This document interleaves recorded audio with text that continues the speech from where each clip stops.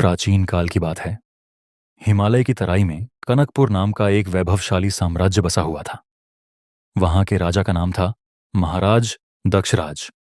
उनका यश चारों दिशाओं में फैला था, लेकिन उनके भीतर एक गहरा अंधकार था, अपने रूप और यौवन का अहंकार।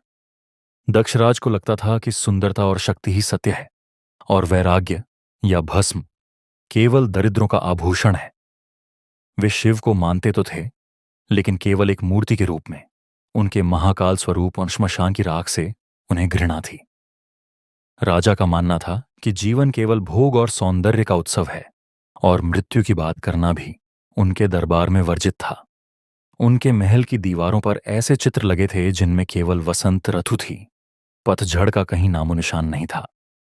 दर्पण उनके सबसे प्रिय मित्र थे, जो उन्हें वहीं दिखाते थे जो वे देखना चाहते थे, एक कभी न ढलने वाला यौवन। एक दिन महाशिवरात्रि की पूर्व संध्या पर, जब पूरा नगर उत्सव की तैयारियों में डूबा था, उनके दरबार में एक विचित्र घटना घटी। हवा में एक अजीब सी गंध फैल गई, न फूलों की, न इत्र की, बल्कि जलती हुई लकड़ियों और मांस की। द्वारपालों ने घबराते हुए सूचना दी कि एक अघोरी हठपूर्वक भीतर आना चाहता है। राजा ने कौतूहलवश अनुमति दी। दरबार में एक दिगंबर साधु ने प्रवेश किया, जिसका नाम था भस्मानंद। उनका शरीर चिता की भस्म से सना था। गले में रुद्राक्ष और नरमुंडों की माला थी, और आंखों में वो शांति थी जो प्रलय के बाद आती है। उनकी जटाएं उलझी हुई थीं, जैसे बरगद की जड़ें हों, और उनके हाथों में एक खप्पर था। राजा दक्षराज ने नाक सिकोड़ते हुए, अपने रेशमी वस्त्रों को समेटते हुए कहा, ओ अघोरी, मेरे सुगंधित दरबार में यह श्मशान की राख लेकर क्यों आए हो? क्या तुम्हें लज्जा नहीं आती? यहां केवल सौंदर्य और कला का सम्मान होता है, तुम्हारे इस विभत्स रूप का नहीं। अघोरी भस्मानंद ने अट्टहास किया, एक ऐसी हंसी जो दरबार के खंभों को हिला गई। उन्होंने कहा, राजन, जिसे तुम सुगंध कहते हो, वो एक दिन दुर्गंध में बदलेगी। ये इत्र, ये रेशम, ये चाम सब समय के भोजन है, और जिसे तुम राख कहते हो, वही अंतिम सत्य है। ये भस्म अशुद्ध नहीं, परम पवित्र है, क्योंकि इसने अग्नि की परीक्षा पास की है। मैं तुम्हें निमंत्रण देने आया हूं। आज रात नगर के बाहर बहती गंगा के किनारे उस मरकट घाट पर आ जाना, जहां महादेव का असली दरबार सजता है। वहां तुम्हें वो सौंदर्य दिखेगा जो कभी नहीं ढलता। राजा का अहंकार आहत हुआ। उसने सोचा, मैं, अवंतिका का स्वामी, श्मशान में जाऊंगा। लेकिन इस अघोरी की आंखों में एक चुनौती थी, एक ऐसा आकर्षण था जिसे राजा चाहकर भी अनदेखा नहीं कर सका। उसने मन ही मन सोचा, मैं जाकर देखूंगा कि इस भिखारी का महादेव कैसा है, और यह किस सौंदर्य की बात कर रहा है। अर्धरात्रि का समय था, महाशिवरात्रि की घनघोर अंधेरी रात। आकाश में तारे भी सहमे हुए थे। राजा दक्षराज ने साधारण वस्त्र धारण किए और छिपकर अपने अंगरक्षकों को पीछे छोड़ते हुए श्मशान घाट की ओर बढ़े। जैसे जैसे वे घाट के समीप पहुंचे, वायु भारी होने लगी। वहां का दृश्य डरावना था। कई चिताएं जल रही थीं, लपटें आकाश को चाट रही थीं। सियार रो रहे थे और अघोरी अपनी साधना में मग्न थे। राजा का हृदय जोर जोर से धड़क रहा था। सुगंधित महलों में रहने वाले राजा को आज जले हुए मांस की गंध और मृत्यु का सन्नाटा घेरे हुए था। तभी धुएं के घने बादलों के बीच से एक डमरू की ध्वनि गूंजी, डम डम डम। यह आवाज कानों में नहीं, सीधे आत्मा में उतर रही थी। राजा ने देखा कि एक जटाधारी आकृति, जिसके माथे पर बालचंद्र और गले में सर्प था, वो किसी स्वर्ण सिंहासन पर नहीं, बल्कि एक जलती हुई चिता की राख के पास मृगछाला पर बैठी थी। उसका शरीर कपूर के समान गौर था, लेकिन चिता की भस्म से ढका हुआ था। उसकी आंखें बंद थीं, पर ऐसा लगता था कि वह सब कुछ देख रहा है। राजा कांप गया, उसके पैर ठिठक गए। उसने अस्फुट स्वर में पूछा, क्या यही ईश्वर है? यह तो विनाश है, यह तो अंत है। तभी वह आकृति बोली। उसकी आवाज किसी गहरे कुएं से आती हुई प्रतीत हुई, राजन, विनाश ही तो नवनिर्माण का द्वार है। मैं सुंदर नहीं, सत्य हूं। मैं शिव हूं। तुम्हारा यह शरीर मिट्टी है, और मेरा यह भस्म उसका भविष्य है। तुम जिससे भाग रहे हो, मैं उसे उड़ता हूं। तुम मृत्यु को अंत समझते हो, मैं उसे महोत्सव मानता हूं। उस क्षण राजा दक्षराज को लगा कि उनका राजमहल, उनकी सेना, उनका रूप और उनका अहंकार सब उस चिता की अग्नि में भस्म हो रहे हैं। उनके भीतर का दक्ष, वह अभिमानी राजा, मर रहा था और राख के ढेर से एक भक्त का जन्म हो रहा था। राजा ने देखा कि शिव के उस रूप में एक अद्भुत शांति थी। वह भयंकर थे, फिर भी अत्यंत सौम्य। उनके गले का सर्पकाल समय का प्रतीक था, जो बता रहा था कि मृत्यु उनके अधीन है, वे मृत्यु के अधीन नहीं। शिव ने अपनी आंखें खोली। उन आंखों में करुणा और तेज का ऐसा मिश्रण था कि राजा घुटनों के बल गिर पड़े। हे महाकाल, राजा ने रुंधे गले से कहा, मैंने जीवन भर केवल छलावा देखा, मुझे सत्य का ज्ञान दें। वैराग्य क्या है? आप श्मशान में क्यों बसते हैं? महादेव मुस्कुराए, एक ऐसी मुस्कान जो ब्रह्मांड के सारे तनाव को हर ले। उन्होंने कहा, सुनो राजन, और ध्यान से सुनो। श्मशान ही वह एकमात्र स्थान है जहां आकर मनुष्य का अहंकार जलकर खाक हो जाता है। यहां राजा और रंक दोनों की गति एक ही होती है, एक मुट्ठी राख। मैं यहां इसलिए बसता हूं ताकि जीव को याद रहे कि यह संसार एक सराय है, घर नहीं। वैराग्य का अर्थ संसार को छोड़ना नहीं है, बल्कि संसार में रहते हुए भी उससे चिपके न रहना है। जैसे कमल का पत्ता जल में रहकर भी जल से नहीं भीगता, वैसे ही ज्ञानी संसार के भोगों में रहकर भी उनसे लिप्त नहीं होता। शिव की वाणी निरंतर बह रही थी, जैसे एक गंगा का प्रवाह। राजन, तुम अपने शरीर को सजाते हो, लेकिन क्या तुम जानते हो कि यह शरीर पंचतत्वों का अरणी है? एक दिन आकाश, वायु, अग्नि, जल और पृथ्वी अपना अपना अंश वापस ले लेंगे। शेष क्या बचेगा? केवल तुम्हारे कर्म और तुम्हारी चेतना। भस्म उसी शेष का प्रतीक है। यह याद दिलाती है कि अंत में सब कुछ राख होना है। इसलिए द्वेष, घृणा और मोह का त्याग करो। जो इस सत्य को स्वीकार कर लेता है वह मृत्यु के भय से मुक्त हो जाता है, और जो भय मुक्त है वही वास्तव में जीवित है। उस रात मरकट घाट पर राजा दक्षराज ने अपना राजसी मुकुट उतारकर शिव के चरणों में रख दिया। उन्होंने समझ लिया था कि असली राजा वह नहीं जो सिंहासन पर बैठता है, असली राजा वह है जो अपनी इंद्रियों और मन पर विजय प्राप्त कर लेता है। शिव ने उन्हें दीक्षा दी। वह दीक्षा शब्दों की नहीं, मौन की थी। उस रात के बाद राजा महल तो लौटे, लेकिन एक योगी की भांति। वे राजकाज करते, पर एक सेवक की तरह। उन्होंने जान लिया था कि वह केवल एक निमित्त हैं, असली कर्ता तो वह महाकाल है जो समय के चक्र को घुमा रहा है। हे साधकों, शिव की यह कथा केवल दक्षराज की नहीं है, यह हम सब की कथा है। हम सब अपने अपने अहंकारों के महलों में कैद हैं, अपनी नश्वर काया को अमर समझने की भूल कर रहे हैं। शिव तत्व को समझने के लिए हमें भी अपने भीतर के श्मशान में जाना होगा, जहां हम अपनी इच्छाओं और वासनाओं की चिता जला सकें। जरा विचार करो उस स्वरूप का। जटाओं में गंगा, जो ज्ञान की अविरल धारा है। मस्तक पर चंद्रमा, जो मन का कारक है। यह बताता है कि शिव का मन पूर्णतः नियंत्रण में और शांत है। कंठ में विष, जो संदेश देता है कि संसार की बुराइयों और कड़वाहट को न उगलना है, न निगलना है, बस कंठ में रोक लेना है, ताकि न तो समाज को हानि हो और न ही स्वयं को। और हाथ में त्रिशूल, जो तीनों गुणों सत्व, रजस और तमस के संतुलन का प्रतीक है। शिव को भोलेनाथ भी कहा जाता है, क्योंकि वे एक लोटे जल और बेलपत्र से भी प्रसन्न हो जाते हैं। लेकिन वे ही रुद्र भी हैं, जो अन्याय और अधर्म देखकर प्रलयकारी तांडव करते हैं। उनका तांडव विनाश के लिए नहीं, बल्कि सृष्टि के संतुलन के लिए होता है। जब जब धरती पर पाप का भार बढ़ता है, जब जब सत्य को कुचला जाता है, तब तब शिव अपना तीसरा नेत्र खोलते हैं। वह तीसरा नेत्र ज्ञान का नेत्र है। हम सबकी भी दो आंखें हैं जो केवल बाहर का जगत देखती हैं, लेकिन शिव हमें प्रेरित करते हैं कि हम अपनी तीसरी आंख, अपने विवेक और अंतर्दृष्टि को जागृत करें, ताकि हम सत्य और मिथ्या का भेद कर सकें। कैलाश पर्वत की उस निस्तब्धता की कल्पना करो जहां महादेव समाधि में लीन है। चारों ओर बर्फ की सफेदी, जो शुद्धता का प्रतीक है। वहां कोई शोर नहीं, केवल शून्य है। वही शून्य जहां से ब्रह्मांड की उत्पत्ति हुई और जहां सब कुछ विलीन हो जाएगा। शिव उस शून्य के स्वामी हैं। वे आदि हैं, वे ही अंत हैं। वे स्वयंभू हैं, अर्थात जो स्वयं से उत्पन्न हुए हैं। उन्हें किसी ने नहीं बनाया, उन्होंने सबको बनाया है। एक बार की बात है, माता पार्वती ने शिव से पूछा, स्वामी, आप तो जगत के पति हैं, कुबेर आपके मित्र हैं, फिर आप यह व्याघ्र चर्म क्यों पहनते हैं? आप महलों में क्यों नहीं रहते? शिव हंसे और बोले, गौरी, महल और कुटिया, रेशम और चर्म, यह सब मन के खेल हैं। जो स्वयं में पूर्ण है उसे बाहरी आवरण की आवश्यकता नहीं होती। मैं प्रकृति के निकट रहता हूं क्योंकि मैं प्रकृति हूं। मैं कृत्रिमता से दूर हूं क्योंकि मैं सत्य हूं, और सत्य को सजावट की आवश्यकता नहीं होती।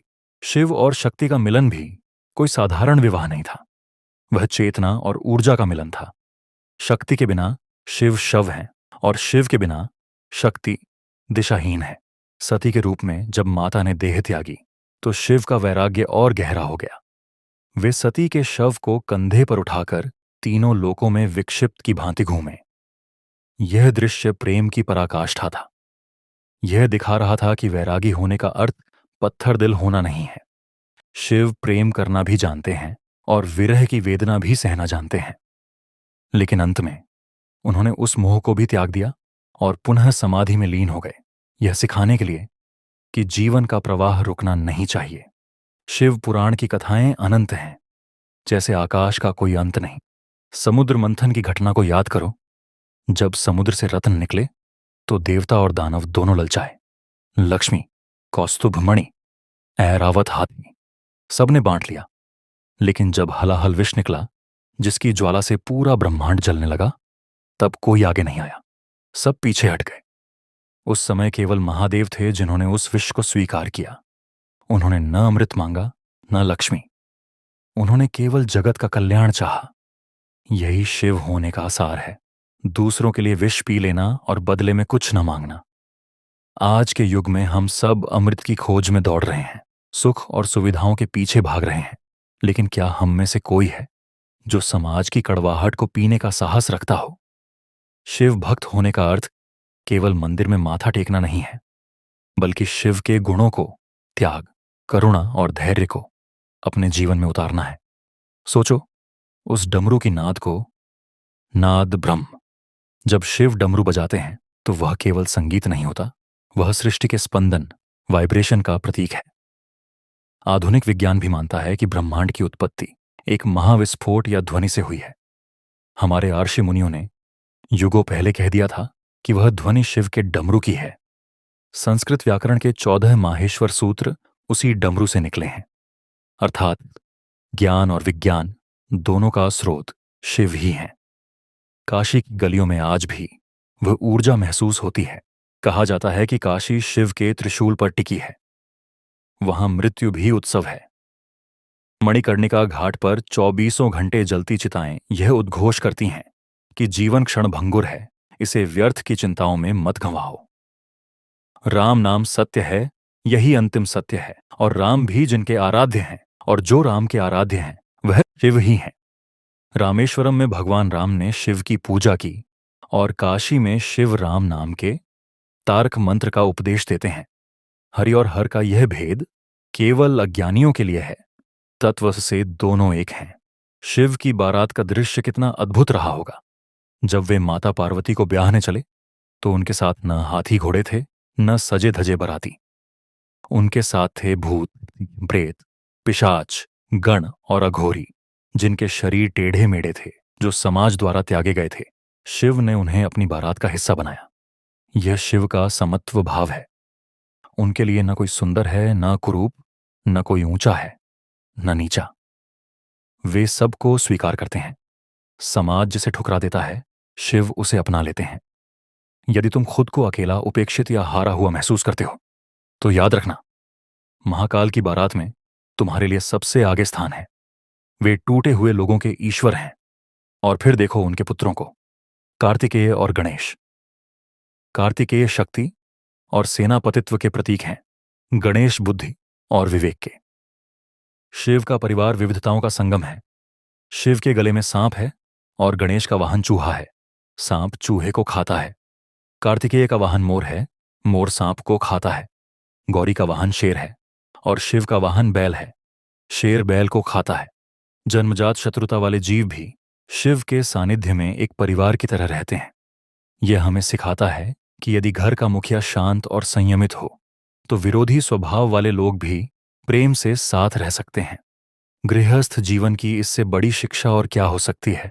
ध्यान की गहराइयों में उतरो, अपनी आंखों को बंद करो और भ्रूमध्य दोनों भौहों के बीच में उस ज्योतिपुंज का ध्यान करो।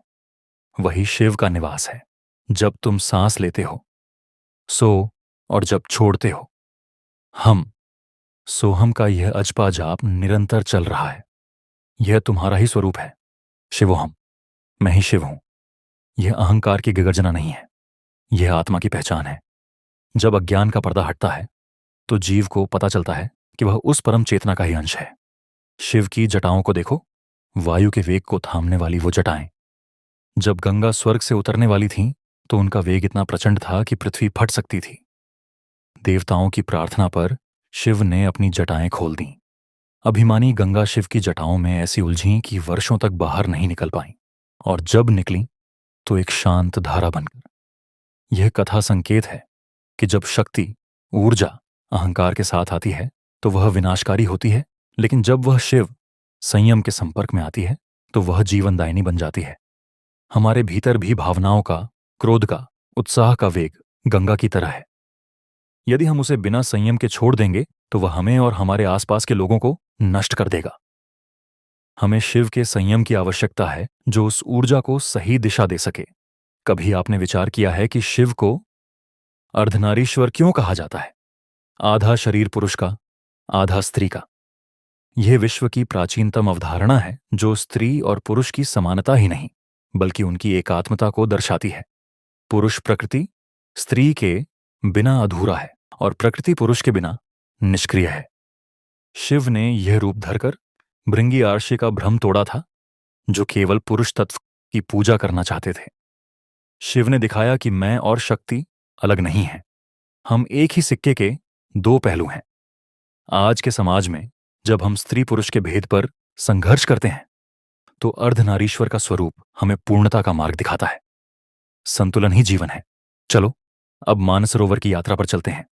मन का सरोवर, वह स्थान जहां हंस मोती छूगते हैं। शिव का वास वहीं है जहां मन स्वच्छ है।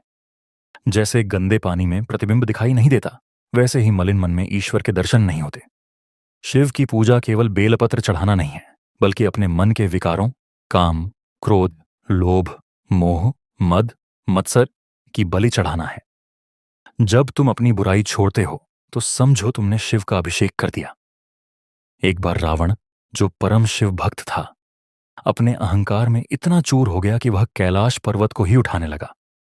उसे लगा कि वह शिव को अपनी शक्ति से जीत सकता है। पर्वत हिलने लगा। माता पार्वती भयभीत हो गईं। शिव ने केवल अपने पैर के अंगूठे को हल्का सा दबाया, बस एक हल्का सा दबाव, और महाबली रावण पर्वत के नीचे दबकर चीखने लगा। वर्षों तक वह क्षमा मांगता रहा, शिव की स्तुति में शिव तांडव स्तोत्र की रचना की। तब शिव ने उसे मुक्त किया और चंद्रहास खड़क दिया। यह कथा बताती है कि भक्ति में यदि अहंकार आ जाए तो वह पतन का कारण बनती है। शिव सरल हैं, पर वे मूर्ख नहीं हैं। वे भाव के भूखे हैं, प्रदर्शन के नहीं। रावण ज्ञानी था, पर विवेकहीन था। शिव हमें ज्ञान के साथ विवेक भी देते हैं। शिव रात्रि का अंधकार, यह अंधकार अज्ञान का नहीं बल्कि गर्भ का अंधकार है जहां से सृष्टि पनपती है। दिन की रोशनी में हम दुनिया को देखते हैं, लेकिन रात के अंधेरे में हम खुद को देख सकते हैं यदि हम जागते रहें।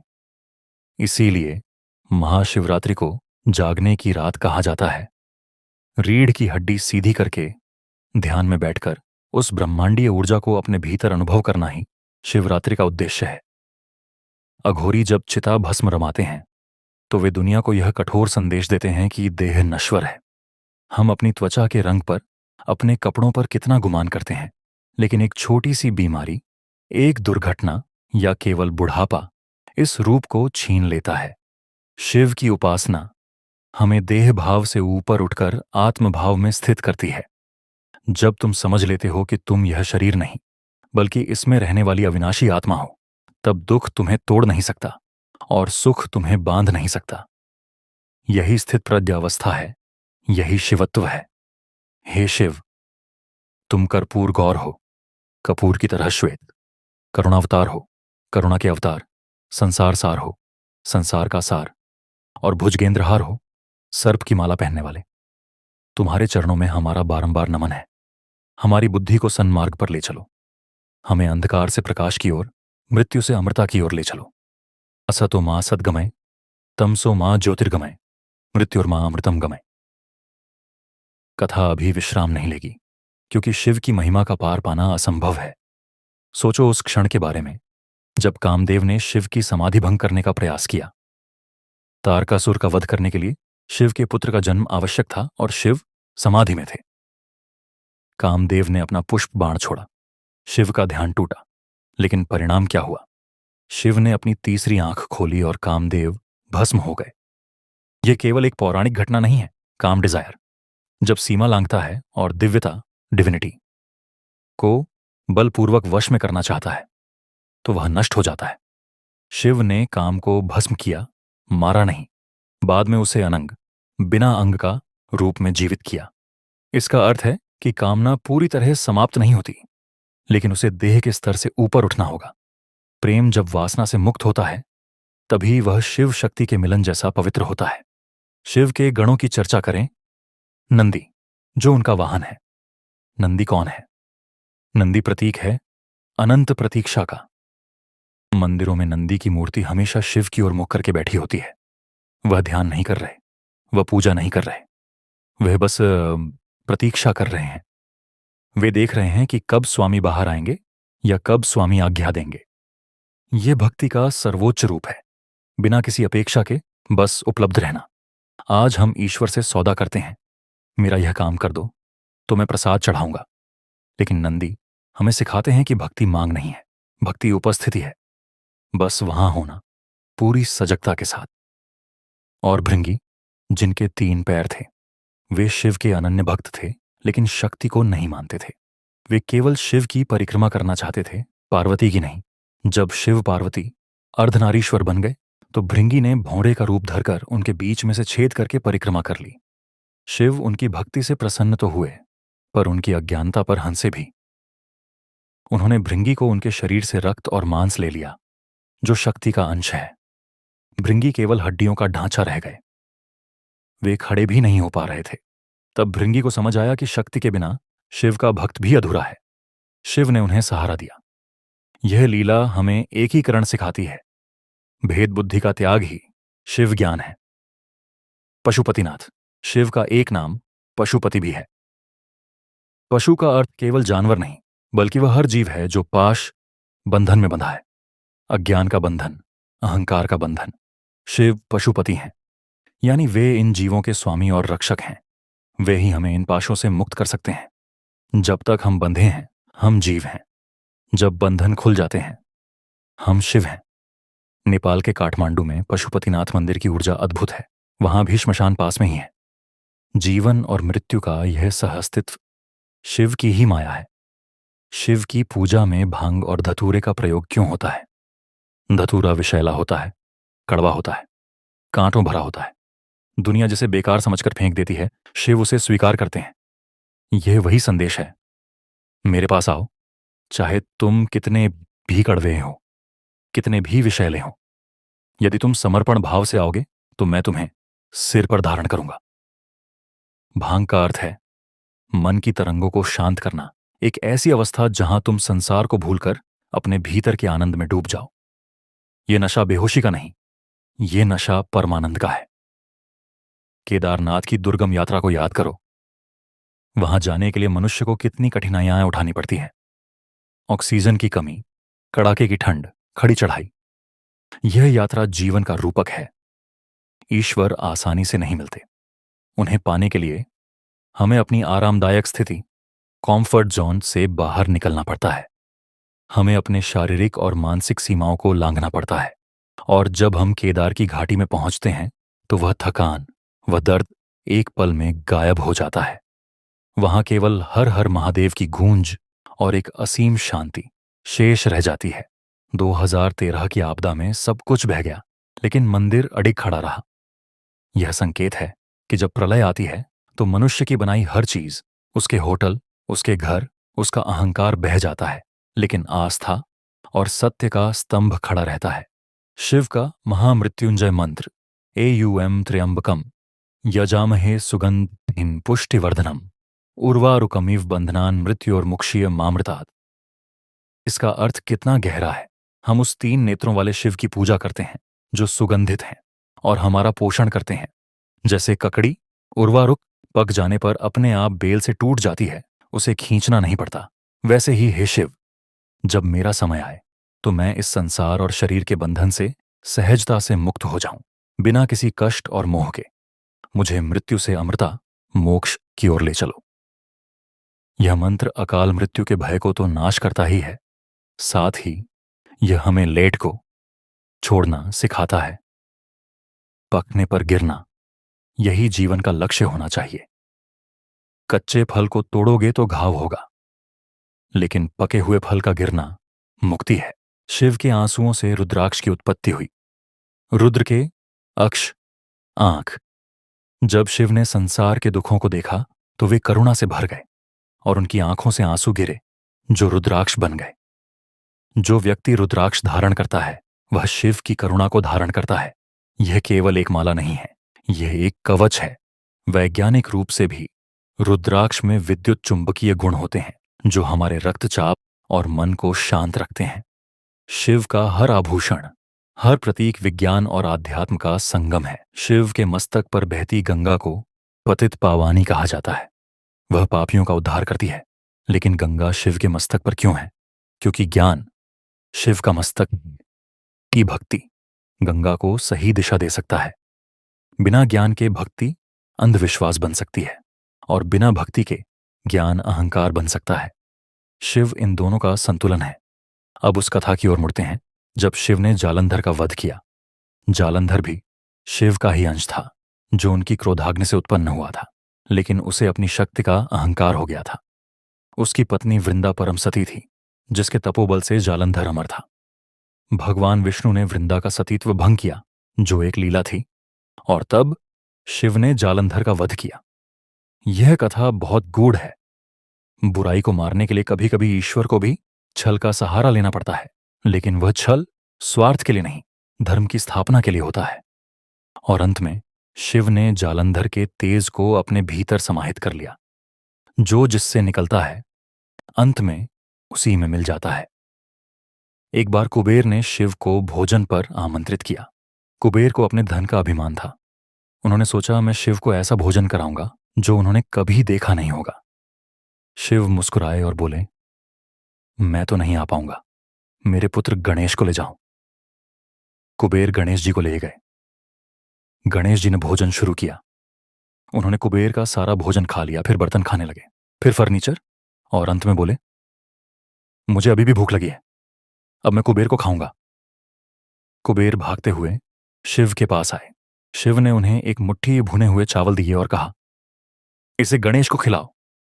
गणेश जी की भूख शांत हो गई। संदेश स्पष्ट था।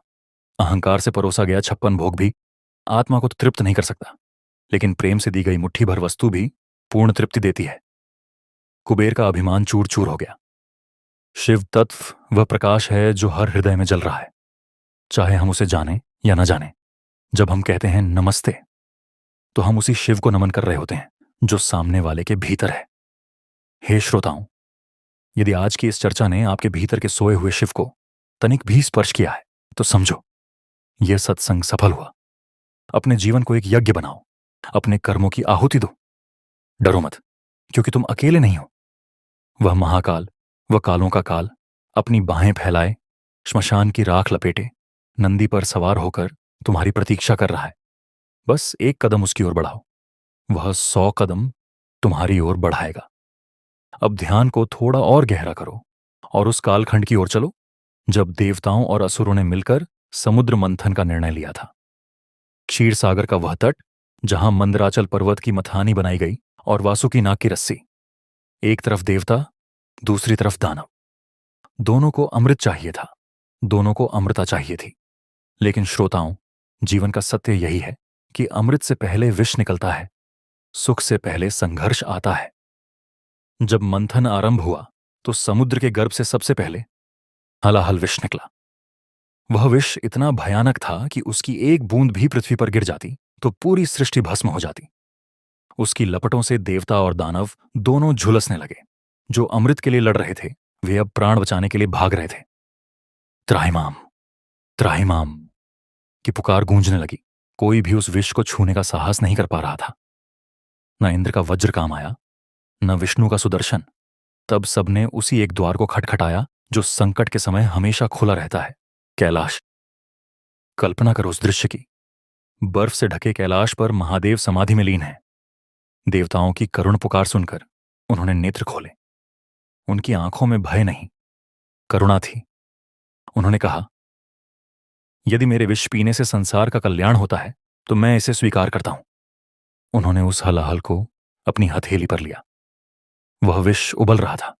उसका रंग गहरा नीला और काला था। शिव ने बिना किसी संकोच के उसे पी लिया। लेकिन तभी माता पार्वती ने, जो शक्ति स्वरूपा है, उनके कंठ पर हाथ रख दिया। उन्होंने विष को नीचे नहीं उतरने दिया, क्योंकि यदि वह पेट में जाता तो ब्रह्मांड, जो शिव के उदर में है, जल जाता। और शिव ने उसे बाहर भी नहीं उगला, क्योंकि बाहर पृथ्वी जल जाती। विष कंठ में ही रह गया और उस दिन से वह कपूर गौर शरीर वाले महादेव नीलकंठ कहलाए। उनका कंठ नीला पड़ गया, जो इस बात का प्रमाण है कि एक गृहस्थ, एक रक्षक को जीवन की कड़वाहट अपने कंठ में ही रोक लेनी चाहिए। न उसे पीकर खुद को नष्ट करो, न उसे उगलकर दूसरों को कष्ट दो। शिव का वह नीला कंठ त्याग का सर्वोच्च शिखर है। सोचो, जो विष दूसरों के लिए मृत्यु था, शिव ने उसे अपना आभूषण बना लिया। क्या ऐसा कोई दूसरा देव है? और अब चलो उस अद्भुत विवाह की ओर जिसने पूरी सृष्टि की परिभाषा बदल दी। शिव और पार्वती का विवाह। राजा हिमाचल के महल में तैयारियां चल रही थीं। रानी मैनावती ने सोचा था कि उनकी बेटी, जो साक्षात लक्ष्मी जैसी सुंदर है, उसका वर राजकुमारों जैसा होगा, सोने के रथ पर आएगा, हीरों से लदा होगा। लेकिन जब बारात आई तो क्या दृश्य था! आगे आगे भूत प्रेत नाच रहे थे, पीछे पीछे अघोरी शंख बजा रहे थे, और दूल्हा नंदनवन के फूलों की जगह श्मशान की भस्म, रेशमी वस्त्रों की जगह बागंबर, और आभूषणों की जगह लिपटे हुए जीवित सर्प, नंदी पर सवार बैल की सवारी। यह देखकर रानी मैनावती मूर्छित हो गई। उन्होंने कहा, मैं अपनी कोमल पुत्री का हाथ इस अघोरी के हाथ में नहीं दे सकती। लेकिन पार्वती मुस्कुरा रही थी, क्योंकि मैनावती केवल रूप देख रही थी और पार्वती स्वरूप देख रही थी। वे जानती थीं कि यह भस्मधारी ही वो सत्य है जो प्रलय के बाद भी शेष रहेगा। शिव ने यह रूप क्यों धरा? यह समाज को संदेश देने के लिए था कि विवाह आत्माओं का मिलन है, बाहरी आडंबर का नहीं। जब शिव अपने असली चंद्रशेखर रूप में आए तो उनकी सुंदरता देखकर करोड़ कामदेव भी लज्जित हो गए। यह लीला बताती है कि ईश्वर परीक्षा लेता है। यदि तुम उसके भयानक रूप से डर गए तो तुम उसके सुंदर रूप के अधिकारी नहीं बन सकते। शिव की सरलता देखो। एक बार एक गरीब भीलनी ने अनजाने में शिवलिंग पर अपने मुंह का कुल्ला किया हुआ जल चढ़ा दिया और झूठे बेर खिला दिए। पुजारियों ने उसे मारना चाहा, लेकिन शिव प्रकट हो गए।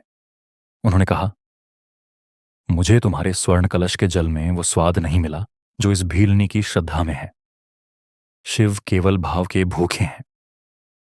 पत्रम पुष्पम फलम तोया, पता, फूल, फल या केवल जल, जो भी प्रेम सिद्ध हो वह उसे स्वीकार करते हैं।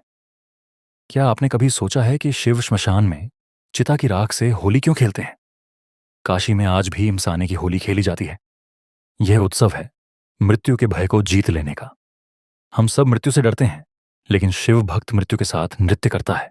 वह कहता है, हे मृत्यु, तुम केवल वस्त्र बदलने की प्रक्रिया हो।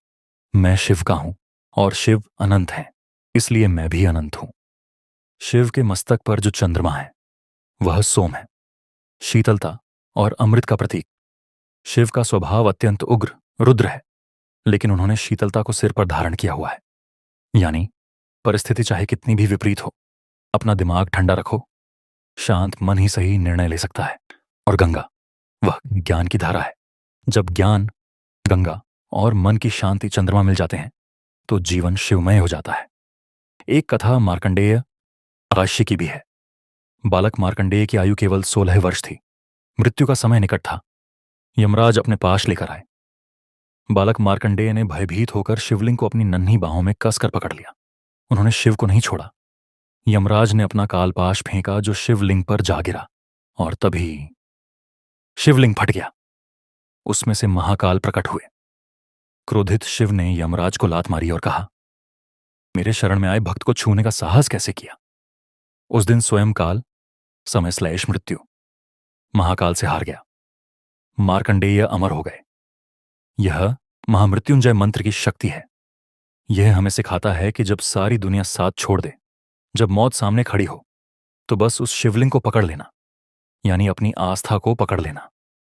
विश्वास की ढाल को यमराज का दंड भी नहीं भेद सकता। हे शिव के प्रियजनों, ये कथा केवल एक कहानी नहीं, एक यात्रा है। एक ऐसी यात्रा जो बाहर से भीतर की ओर जाती है। यदि आप भी इस अखंड सत्संग का हिस्सा बने रहना चाहते हैं और चाहते हैं कि महादेव की इन कथाओं का प्रवाह आपके जीवन में निरंतर बहता रहे, तो इस चैनल को अभी सब्सक्राइब कर लें और उस घंटी के निशान को दबा दें। ऐसा करके आप केवल एक श्रोता नहीं रहेंगे, बल्कि इस आध्यात्मिक परिवार के एक सहयात्री बन जाएंगे। जुड़ जाइए, ताकि जब भी हम शिव की चर्चा करें तो उसका पहला स्वर सीधे आप तक पहुंचे। चलिए यात्रा को आगे बढ़ाते हैं। सोचिए उस किरात रूप के बारे में जो शिव ने अर्जुन की परीक्षा लेने के लिए धरा था। अर्जुन को अपने धनुर्विद्या पर गर्व था।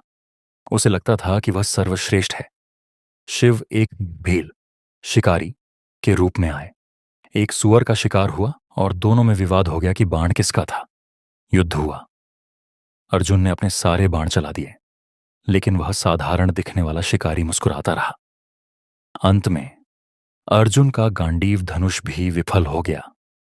जब अर्जुन ने हार मानकर मिट्टी का शिवलिंग बनाकर पूजा की, तो देखा कि वह फूल उस शिकारी के चरणों में पड़े हैं।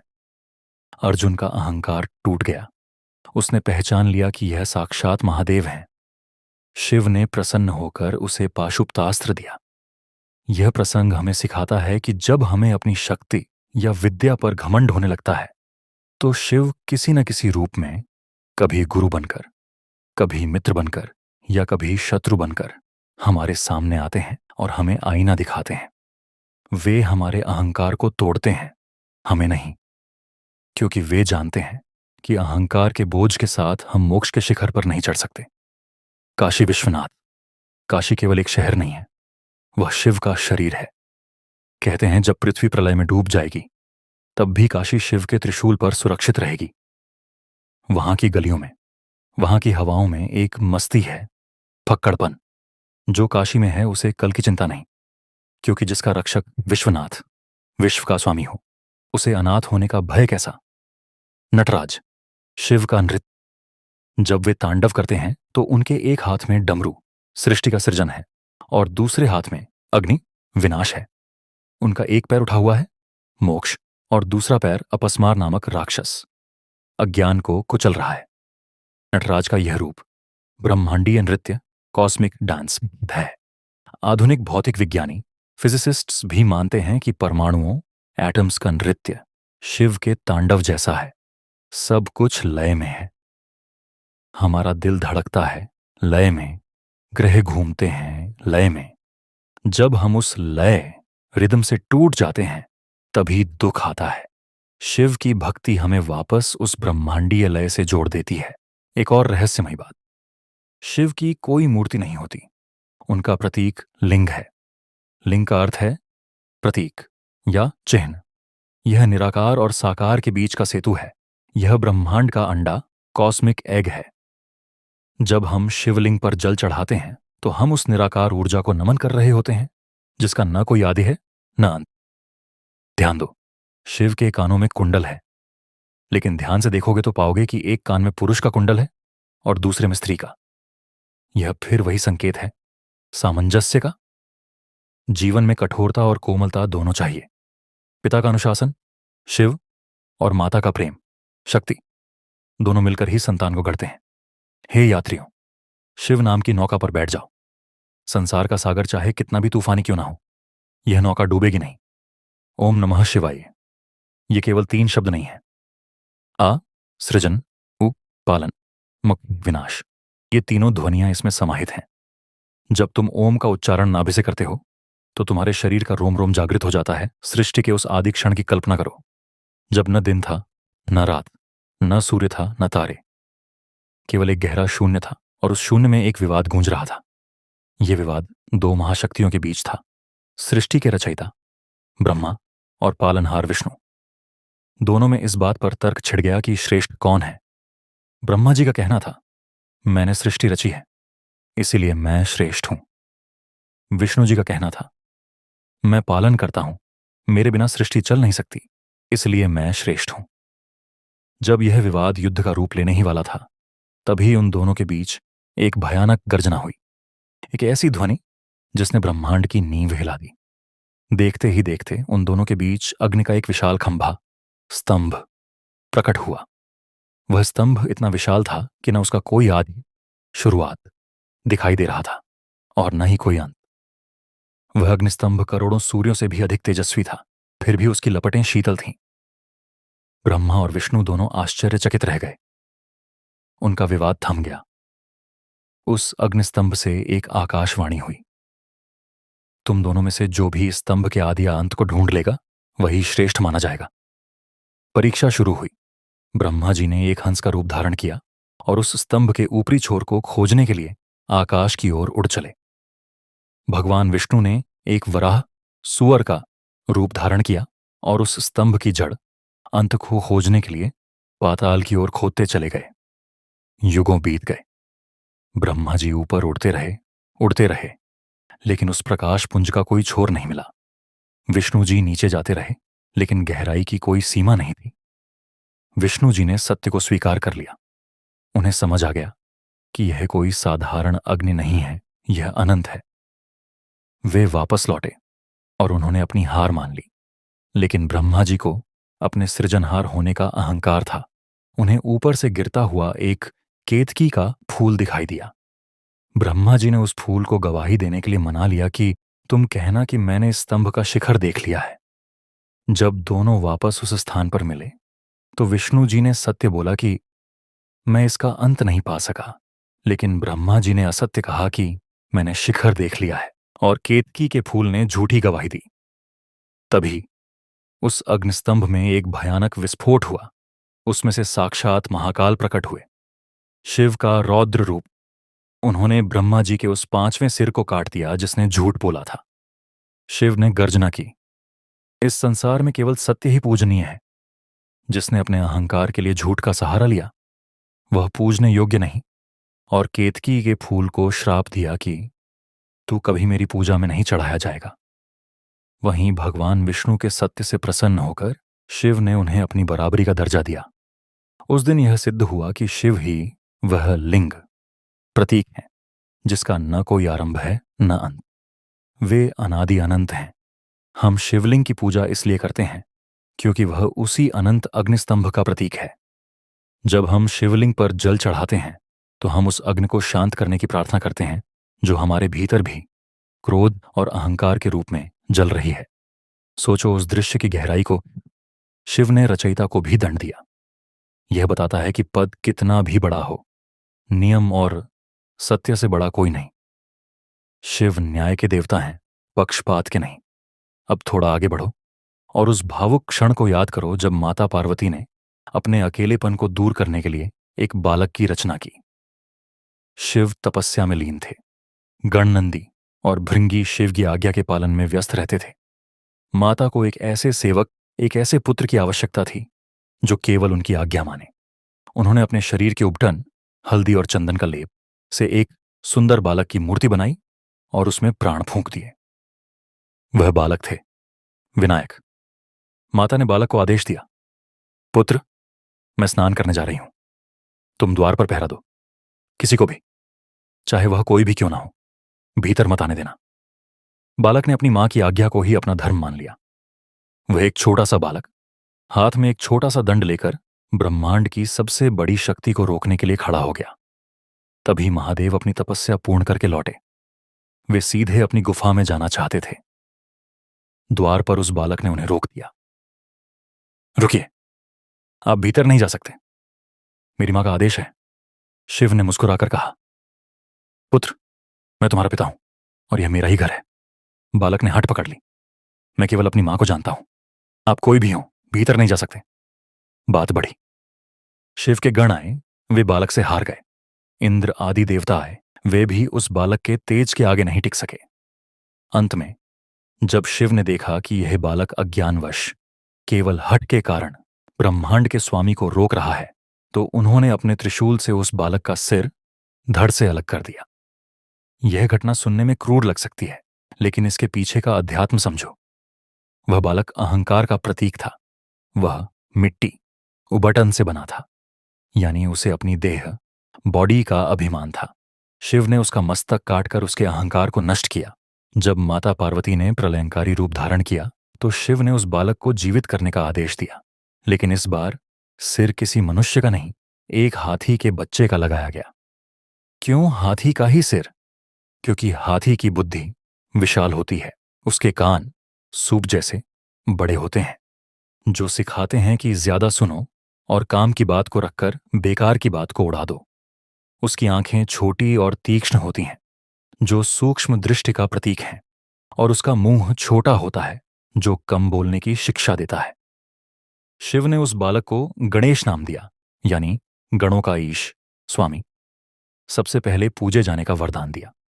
यह कथा हमें सिखाती है कि जब तक हमारा मैं, अहंकार जीवित है, हम ईश्वर शिव को अपने हृदय रूपी घर में प्रवेश नहीं करने देते।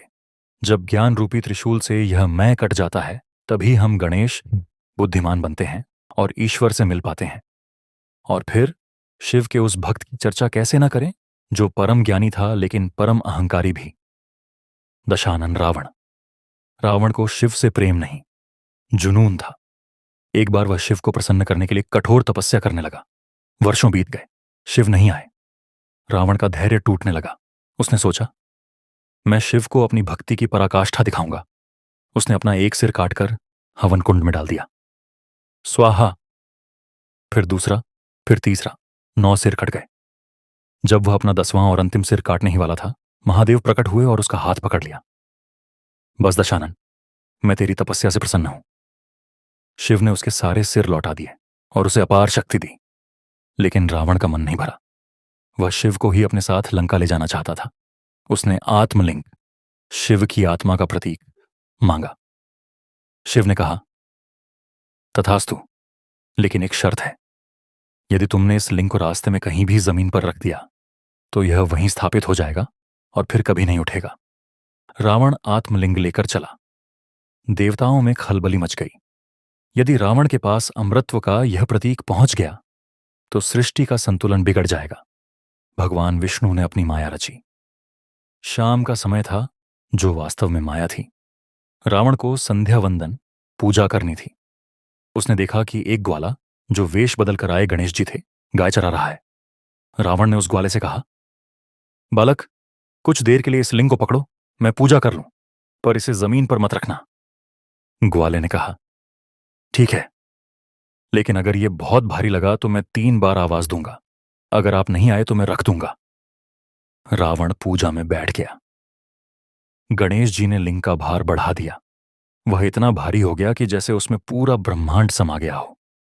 ग्वाले ने 3 बार पुकारा, रावण, रावण, रावण। और जब तक रावण उठता, गणेश जी ने लिंग को गोकर्ण की धरती पर रख दिया। रावण दौड़कर आया। उसने लिंग को उठाने की पूरी ताकत लगा दी। उसकी भुजाएं, जो कैलाश पर्वत को उठा सकती थीं, आज उस छोटे से लिंग को हिला भी नहीं पाई। गुस्से में उसने लिंग पर मुक्का मारा, जिससे लिंग का आकार गोकर्ण, गाय के कान जैसा हो गया। रावण हार कर खाली हाथ लंका लौटा। यह लीला बताती है कि आप ईश्वर को पा सकते हैं, लेकिन उन्हें अपनी जागीर नहीं बना सकते। शिव किसी की संपत्ति नहीं है। वे वहीं बसते हैं जहां उन्हें स्थापित किया जाता है, और वह स्थान विनम्रता है, कब्जा नहीं। रावण शक्ति से शिव को ले जाना चाहता था, इसलिए हार गया। इसी रावण ने जब शिव तांडव स्तोत्र की रचना की थी, तब उसने अपनी नसों को निकालकर वीणा के तार बनाए थे और उसे बजाते हुए गाया था, जटाटवी गलत जल प्रवाह पावित स्थले। शिव उस संगीत पर मुग्ध हो गए थे। सोचो, जो अपने शरीर को वाद्य यंत्र बना दे, उसकी पुकार शिव कैसे न सुनते। शिव यह नहीं देखते कि पुकारने वाला राक्षस है या देवता। वे केवल समर्पण की गहराई देखते हैं। आज भी जब कोई सच्चे मन से शिव तांडव गाता है तो उसे एक ऊर्जा का अनुभव होता है। वह ऊर्जा बताती है कि शिव कहीं दूर नहीं, हमारी सांसों की लय में ही तांडव कर रहे हैं। अब उस पावन धाम की यात्रा करो जहां बर्फ का शिवलिंग अपने आप बनता है, अमरनाथ। माता पार्वती ने शिव से हट की। स्वामी, आप अजर हैं, अमर हैं। आपके गले में यह मुंडमाला किसकी है? शिव ने कहा, पार्वती, जितनी बार तुम्हारा जन्म हुआ और मृत्यु हुई, मैंने उतनी बार तुम्हारे लिए एक मुंड, सिर इस माला में पिरोया है। माता आश्चर्यचकित रह गईं। मैं मरती हूं और आप अमर हैं, मुझे भी वो अमर कथा सुनाइए। शिव ने कहा, यह कथा अत्यंत गुप्त है, इसे कोई और जीव नहीं सुन सकता। वे माता को लेकर एक ऐसी गुफा में गए जहां कोई ना आ सके। उन्होंने अपने गणों को, यहां तक कि अपने आभूषणों, सांप आदि को भी बाहर छोड़ दिया। उन्होंने गुफा में आसन जमाया और अमर कथा सुनाना शुरू किया। माता पार्वती हुंकारा भरती रहीं। हम। कथा के बीच में माता को नींद आ गई, लेकिन वहां एक कबूतर का जोड़ा बैठा था। वह जोड़ा बड़े ध्यान से कथा सुन रहा था और माता की जगह हम की आवाज निकाल रहा था। जब कथा समाप्त हुई, शिव ने देखा कि पार्वती जी सो रही हैं, तो हुंकारा कौन भर रहा था? उनकी दृष्टि कबूतरों पर पड़ी। शिव ने त्रिशूल उठाया। कबूतर बोले, प्रभु, हमने आपकी अमर कथा सुन ली है। यदि आप हमें मार देंगे तो आपकी कथा झूठी हो जाएगी। शिव हंस पड़े।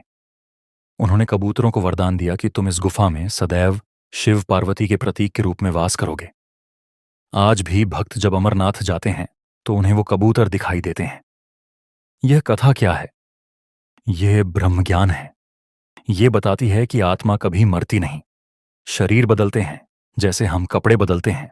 जो इस सत्य को सुन लेता है, जैसे उन कबूतरों ने सुना, वह मृत्यु के भय से मुक्त हो जाता है। गुफा हमारा हृदय है।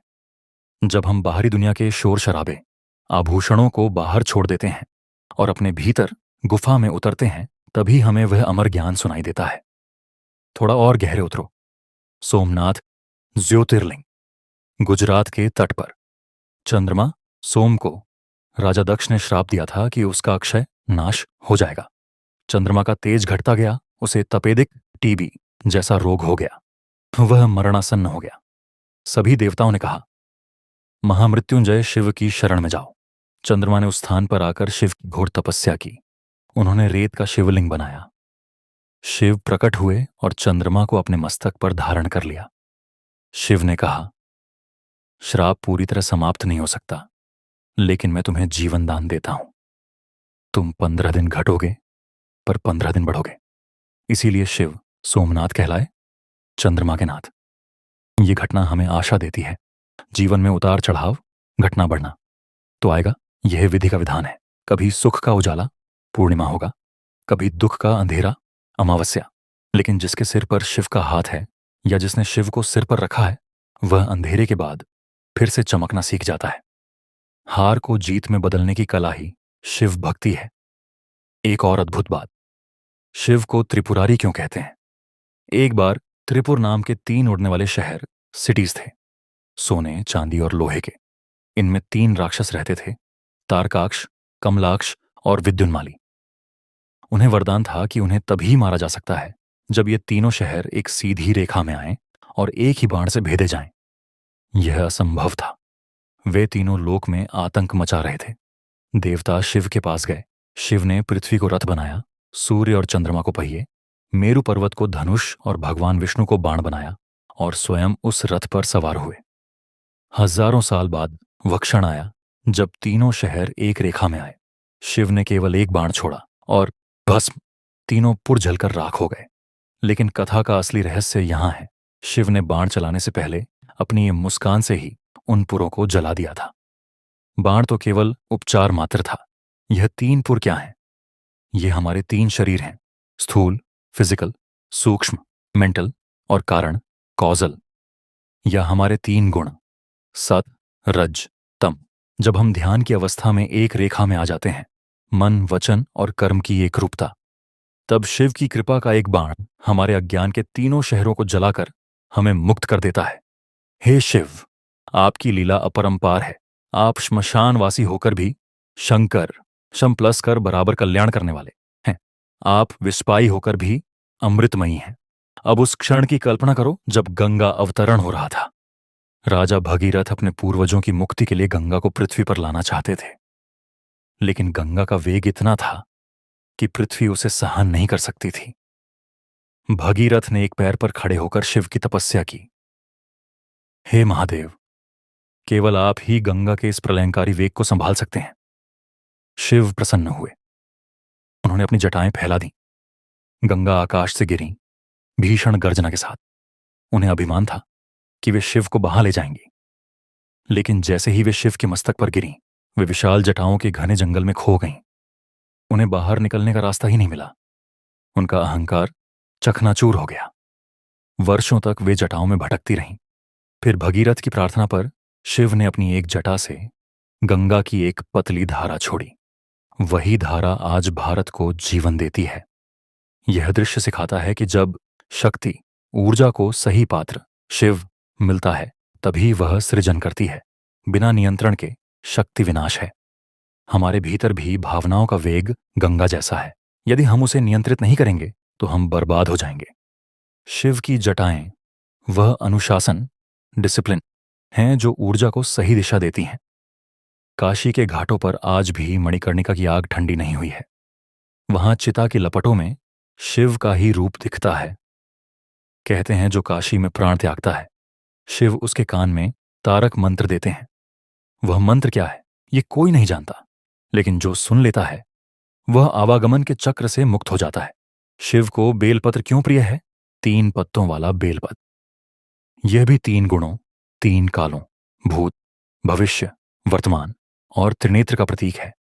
जब हम बेलपत्र को उल्टा करके चिकना भाग नीचे शिवलिंग पर चढ़ाते हैं तो इसका अर्थ है, हे प्रभु, मैं अपने तीनों गुणों को, अपने पूरे अस्तित्व को आपके चरणों में समर्पित करता हूं।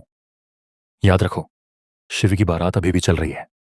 हर वह व्यक्ति जो समाज द्वारा ठुकराया गया है, हर वह व्यक्ति जो दुखी है, हर वह व्यक्ति जो सत्य की खोज में है, वह इस बारात का हिस्सा है। शिव किसी को नहीं कहते। बस शर्त इतनी है कि तुम अपने मुखौटे उतार दो। जैसे हो वैसे ही आओ। नग्नता का अर्थ कपड़े उतारना नहीं, बल्कि अपने मन के छल कपट को उतारना है। हे महादेव, जब मेरी अंतिम सांस हो तो मेरी आंखों में आपका ही रूप हो और कानों में डमरू का नाद। अब चलिए उस कालखंड की ओर जो शिव पुराण का सबसे भावुक और हृदय विदारक अध्याय है।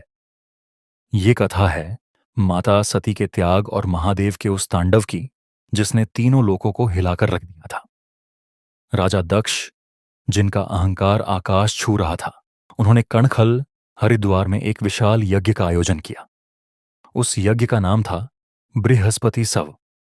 उन्होंने स्वर्ग, पाताल और मृत्युलोक के सभी देवी देवताओं, ऋषियों, मुनियों और गंधर्वों को निमंत्रण दिया, लेकिन उन्होंने जानबूझकर अपनी ही पुत्री सती और जमाई महादेव को नहीं बुलाया। दक्ष को लगता था कि श्मशान में रहने वाला, भस्म रमाने वाला शिव उनके इस राजसी यज्ञ के योग्य नहीं है। कैलाश पर बैठी माता सती ने देखा कि आकाश मार्ग से विमानों की कतारें जा रही हैं, गंधर्व गा रहे हैं, अप्सराएं नाच रही हैं। उन्होंने शिव से पूछा, स्वामी, ये कैसा उत्सव है? सब कहां जा रहे हैं? महादेव, जो सब जानते थे, शांत स्वर में बोले, देवी, तुम्हारे पिता दक्ष एक महायज्ञ कर रहे हैं। यह उसी की तैयारी है। सती का मन मचल गया। पिता के घर उत्सव हो और पुत्री न जाए।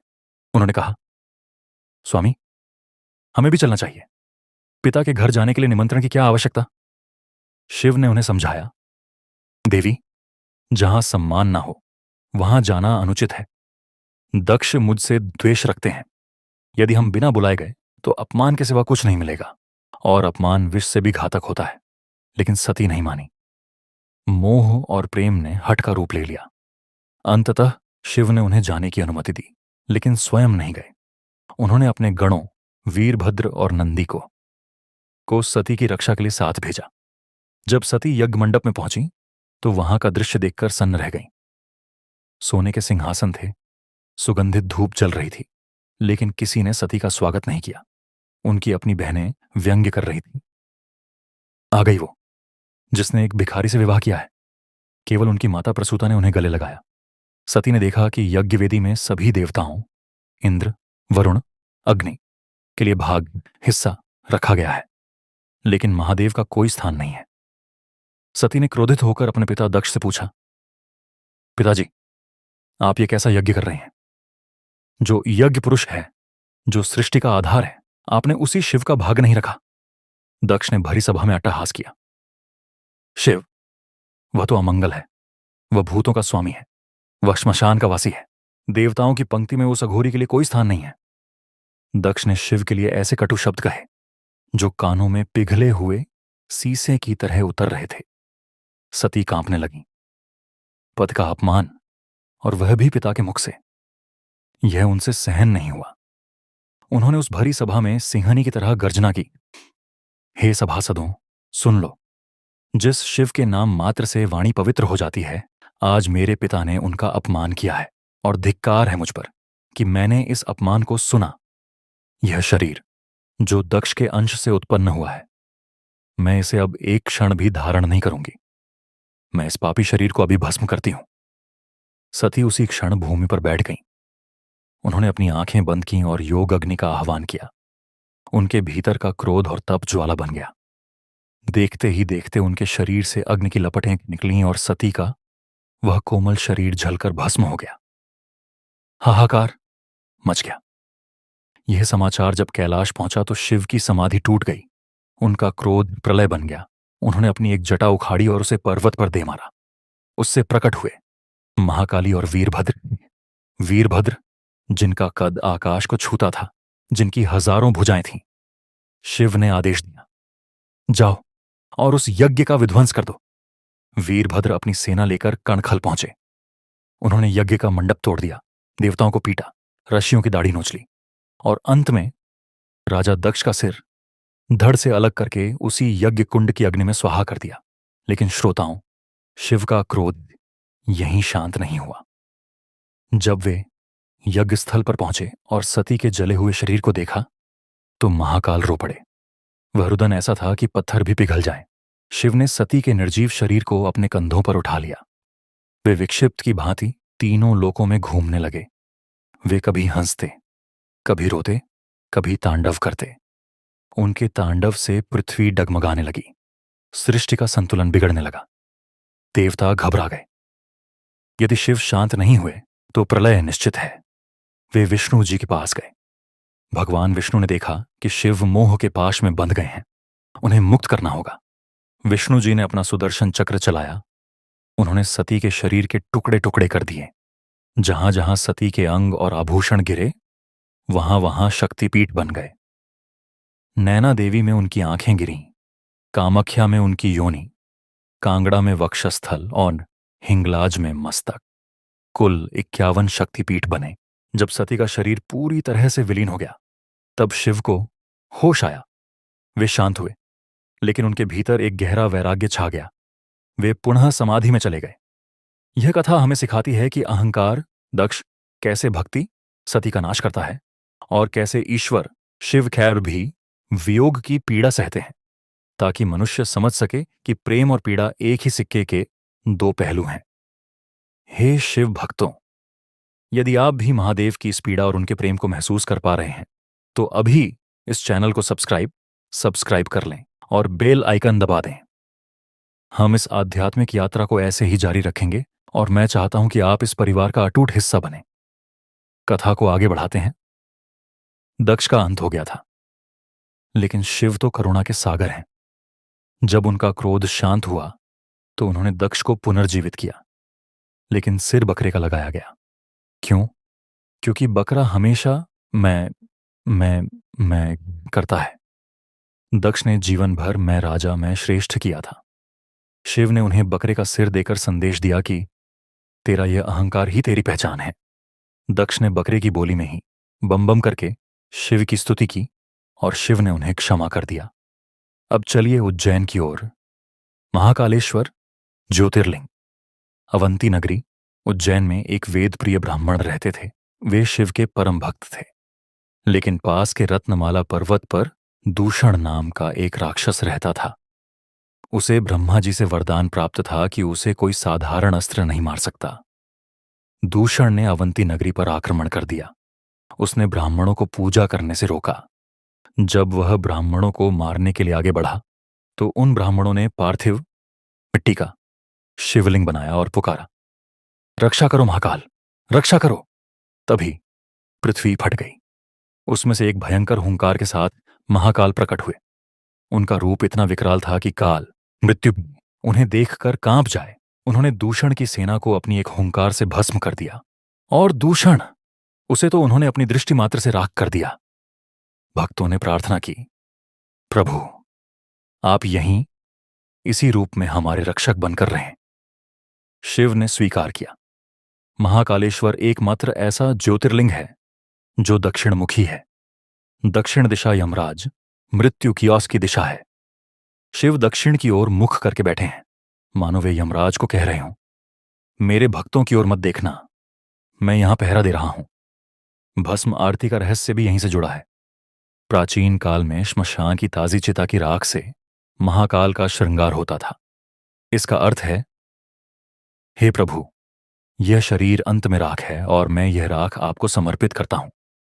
आज भी भस्म आरती के दर्शन मात्र से अकाल मृत्यु का भय समाप्त हो जाता है। एक और रोचक कथा है घृष्णेश्वर ज्योतिर्लिंग की। यह कथा एक ऐसी माता की है जिसका पुत्र उसकी सौत दूसरी पत्नी ने ईर्ष्यावश मार दिया था। उस माता का नाम था घुष्मा। वह शिव की परम भक्त थी। वह रोज 101 शिवलिंग बनाती, उनकी पूजा करती और तालाब में विसर्जित करती। जिस दिन उसकी सौत ने उसके जवान बेटे की हत्या करके उसी तालाब में फेंक दिया, उस दिन भी घोषमा ने अपनी पूजा नहीं छोड़ी। जब उसे पता चला कि बेटा मर गया है तो उसने रोना धोना नहीं मचाया। उसने कहा, जिसने दिया था उसी ने ले लिया, शिव की इच्छा। वह शांत भाव से शिवलिंग विसर्जित करने गई। जैसे ही उसने शिवलिंग जल में डाला, उसका मृत पुत्र जीवित होकर तालाब से बाहर आ गया। शिव प्रकट हुए और बोले, घुष्मा, मैं तेरी भक्ति से प्रसन्न हूं, मांग क्या मांगती है? मैं उस दुष्ट सौत को मार डालूंगा। घुष्मा ने कहा, नहीं प्रभु, उसे क्षमा कर दें। यदि आप प्रसन्न हैं तो लोक कल्याण के लिए यहीं निवास करें। शिव की करुणा देखिए। एक साधारण महिला की भक्ति के लिए वे वहां घृष्णेश्वर, घुष्मा के ईश्वर के रूप में बस गए। यह सिखाता है कि क्षमा करना शिव का सबसे बड़ा गुण है, और जो भक्त क्षमा करना जानता है, शिव उसके वश में हो जाते हैं। शिव और नंदी का रिश्ता। नंदी को शिव ने कैसे अपनाया? आर्ष शिलाद ने अमरपुत्र पाने के लिए तपस्या की। शिव ने उन्हें नंदी के रूप में पुत्र दिया। नंदी बचपन से ही शिवमय थे। जब वे बड़े हुए तो उन्होंने पिता से कहा, मैं उस पिता की सेवा करना चाहता हूं जो जगत का पिता है। नंदी ने कठोर तप किया। शिव प्रकट हुए। नंदी ने कहा, प्रभु, मुझे आपके पास रहना है, मुझे कुछ और नहीं चाहिए। शिव ने उन्हें अपना वाहन, अपना प्रधानगण और अपनी सेना का अध्यक्ष बना दिया। शिव ने नंदी को वरदान दिया, जहां मैं हूं वहां तुम हो। लोग मेरे दर्शन से पहले तुम्हारे दर्शन करेंगे। तुम्हारे कानों में कही गई बात मुझ तक सीधे पहुंचेगी। इसलिए जब हम मंदिर जाते हैं तो नंदी के कान में अपनी मनोकामना कहते हैं, क्योंकि नंदी शिव के परम श्रोता हैं। वे हमारी बात में कोई मिलावट नहीं करते, जो कि त्यों शिव तक पहुंचा देते हैं। अब उस रहस्यमयी पर्वत कैलाश मानसरोवर की बात करते हैं। वैज्ञानिक आज तक हैरान हैं। दुनिया के ऊंचे से ऊंचे पहाड़, एवरेस्ट आदि फतह कर लिए गए, लेकिन कैलाश पर्वत पर आज तक कोई नहीं चढ़ पाया। क्यों? कहा जाता है कि वहां समय, टाइम की गति बदल जाती है। जो चढ़ने की कोशिश करते हैं उनके नाखून और बाल तेजी से बढ़ने लगते हैं। दिशा भ्रम हो जाता है। केवल एक तिब्बती बौद्ध योगी मिलारेपा वहां चढ़ पाए थे और उन्होंने वापस आकर कहा, वहां कोई पत्थर या बर्फ नहीं है, वहां केवल बुद्ध चेतना का निवास है। वहां जूतों के साथ नहीं, आत्मा के साथ जाना पड़ता है। कैलाश की संरचना एक पिरामिड जैसी है। यह पृथ्वी का केंद्र, एक्सिस मुंडी, माना जाता है, और उसके ठीक नीचे मानसरोवर झील है, जो शुद्ध जल और शांति का प्रतीक है, और पास में ही राक्षस ताल है, जो खारे पानी और अशांति का प्रतीक है। ये दोनों झीलें हमारे मन की दो अवस्थाएं हैं। शिव इन दोनों के बीच में निर्लिप्त भाव से बैठे हैं। वे बताते हैं कि मैं सुख की मानसरोवर और दुख राक्षस ताला दोनों का साक्षी हूं, पर मैं दोनों से मुक्त हूं। शिव की तीसरी आंख, यह केवल विनाश की आंख नहीं है, यह विवेक की आंख है। जब हम अपनी दोनों आंखों से दुनिया को देखते हैं तो हमें भेद, डिफरेंस दिखाई देता है। यह मेरा, यह तेरा, यह अच्छा, यह बुरा। लेकिन जब तीसरी आंख, थर्ड आई, खुलती है तो भेद मिट जाता है। सब कुछ एक ही चेतना का रूप दिखता है। शिव चाहते हैं कि हम अपनी अंतर्दृष्टि जागृत करें। ध्यान दीजिए शिव के अस्त्र शस्त्र पर। त्रिशूल, यह केवल हथियार नहीं है, यह हमारे शरीर की 3 प्रमुख नाड़ियों का प्रतीक है, इड़ा, पिंगला और सुषुम्ना। जब ऊर्जा इन तीनों में संतुलित होती है तो कुंडलिनी जागृत होती है। शिव त्रिशूलधारी हैं, यानी वे ऊर्जा के परम नियंत्रक हैं। पिनाक धनुष, यह शिव का धनुष है। पिनाक का अर्थ है झुकना। जो जितना झुकता है वह उतना ही शक्तिशाली होता है। अहंकार से तना हुआ व्यक्ति टूट जाता है, जैसे राम के हाथों शिव धनुष टूटा। लेकिन विनम्रता से झुका हुआ व्यक्ति लक्ष्य को भेद देता है। एक बार कुंभकर्ण ने ब्रह्मा जी की तपस्या की। वह इंद्रासन मांगना चाहता था, पर सरस्वती जी ने उसकी जीभ पलट दी और उसने निद्रासन, नींद, मांग लिया। लेकिन क्या आप जानते हैं कि रावण और कुंभकर्ण पूर्व जन्म में कौन थे? वे भगवान विष्णु के द्वारपाल जय और विजय थे। सनक आदि राशियों के श्राप के कारण उन्हें राक्षस योनि मिली। भगवान विष्णु ने उनसे पूछा था, तुम 7 जन्मों तक भक्त बनकर मुझसे दूर रहना चाहते हो या 3 जन्मों तक शत्रु बनकर मेरे पास आना चाहते हो? उन्होंने कहा, प्रभु, 7 जन्मों की दूरी हम सह नहीं सकते। हमें शत्रु बना दीजिए ताकि आप हमें मारने आएं और हम आपके हाथों मुक्ति पाएं। इसलिए रावण, कुंभकर्ण, हिरण्यकश्यप, ये सब शिव और विष्णु की लीला का हिस्सा थे। वे विलेन की खलनायक का रोल निभा रहे थे ताकि नायक ईश्वर की महिमा स्थापित हो सके। शिव यह जानते थे, इसीलिए उन्होंने रावण को शक्ति दी, क्योंकि वे जानते थे कि अंततः उसका उद्धार राम के हाथों ही होना है। श्रावण मास और शिव। सावन के महीने में शिव की पूजा का विशेष महत्व है। क्यों? क्योंकि समुद्र मंथन इसी महीने में हुआ था। शिव ने विष इसी महीने में पिया था। उनके शरीर की जलन को शांत करने के लिए देवताओं ने उन पर जल चढ़ाया था। बारिश की रिमझिम फुहारें शिव के तप्त शरीर को शीतलता देती हैं। कामवड़ यात्रा उसी परंपरा का हिस्सा है। भक्त मीलों पैदल चलकर गंगा जल लाते हैं और शिव का अभिषेक करते हैं।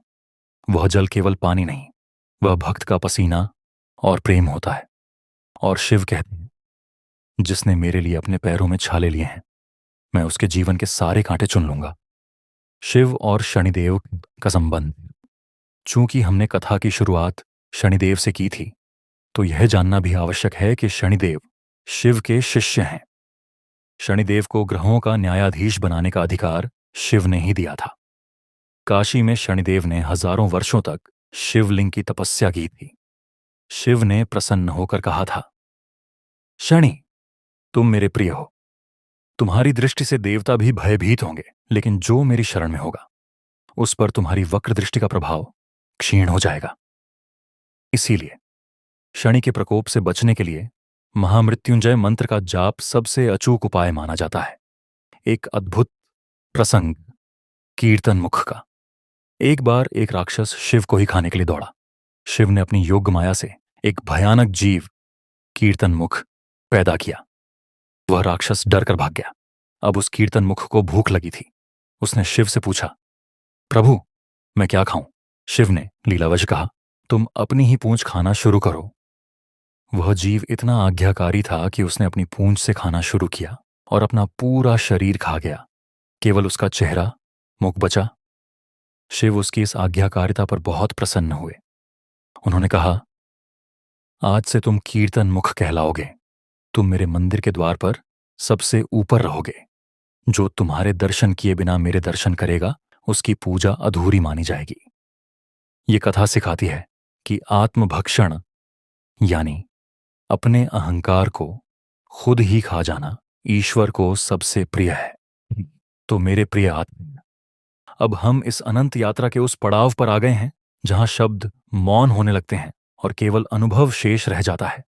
शिव कोई व्यक्ति नहीं, शिव एक अवस्था है। जब आपका मन शांत होता है, जब आप किसी के दुख को अपना समझते हैं, जब आप अपनी जीत पर अहंकार नहीं करते और हार पर टूटते नहीं, तब आप शिव के करीब होते हैं।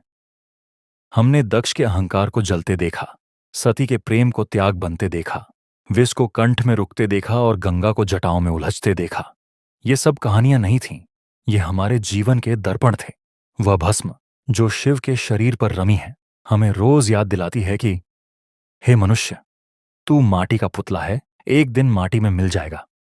फिर यह घृणा क्यों, यह द्वेष क्यों? याद रखना, जब दुनिया के सारे दरवाजे बंद हो जाएं, जब अपने भी साथ छोड़ दें और जब अंधेरा इतना गहरा हो जाए कि हाथ को हाथ न सूझे, तब बस अपनी आंखें बंद करना और मन के कैलाश पर उस महाकाल को पुकारना।